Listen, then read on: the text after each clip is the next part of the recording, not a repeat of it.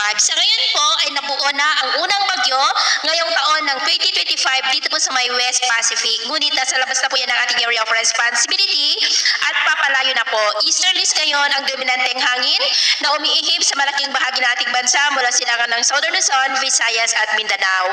Ang amihan po ay bahagyang humina ang lamig nito pero nakakaapekto pa rin sa ilang bahagi ng Northern Luzon at Central Luzon. At sa ating long range forecast, maliban sa posibleng pamumuo ng mga low pressure area ay wala naman pong bagyo na namamataan na tatawid po sa ating kalupaan for the next 2 weeks. At sa lagay ng ating panahon, ngayong madaling araw ay may mga isolated rains sa ilang bahagi ng Cagayan Valley, lalo na po sa mga lugar na nakaharap sa Pacific Ocean, ilang bahagi ng Cordillera, Quezon, Camarines Sur, Catanduanes, Sorsogon, ilang bahagi ng Oriental Mindoro, Eastern Samar, Leyte, Holosulu, Zamboanga Provinces, Lanao del Norte, Caraga, Davao Region at ilang bahagi po ng Sorsogon.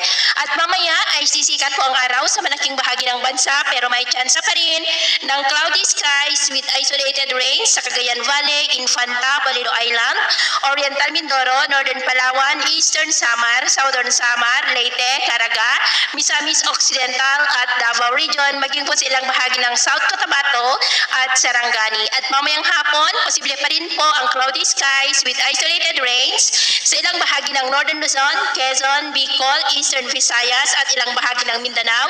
Kaya mag-ingat po tayo sa posibleng banta pa rin ng mga pagbaha at pagguho ng lupa. At sa atin naman po mga baybayin, maalon po ngayon sa buong seaboard ng silangan ng ating bansa kasama po mga baybayin ng Babuyan Islands at Batanes na ang mga alon dyan ay posible po na aabot hanggang sa 1.5 to 2.8 meters height. Kaya hanggat maaari po, iwasan na muna natin ang papalaot dyan sa mga may kulay pula para mas makaiwas sa mga sakuna.